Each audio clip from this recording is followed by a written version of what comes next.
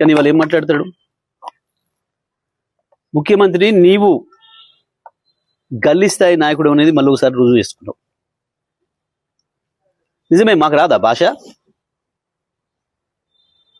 వాడెంత గొట్టంగాడు, కేసీఆర్ కాలికి గోటి సరిపోడు అనొచ్చు మేము కూడా. మేము అనడం లేదు.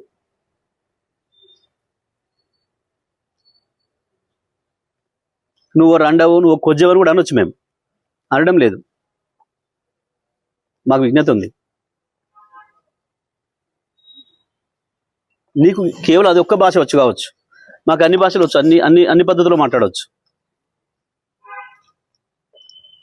విజ్ఞతతో మాట్లాడవచ్చు. ఒకవేళ నువ్వు దాంట్లోనే పోటీ పెట్టుకుందాం అనుకుంటే అది కూడా మాట్లాడవచ్చు.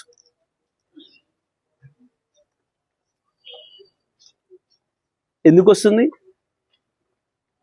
రండలు మాట్లాడే భాష అది. ఇతరులు చావు కోరుకోవడం అనేది రండగాలు చేసే పని,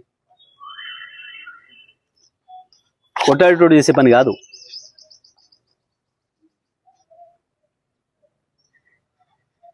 ఒకటి దంతుంటే ఇంకోడు కింద పడి బొర్రెటోడు మాట్లాడే మాటలు అవి, శాపనార్థాలు పెట్టే మాటలు. ఎప్పుడు నీ పెరనని ముట్టుకోలేదే కేసీఆర్. నీది కంపనూరని తెలుసు,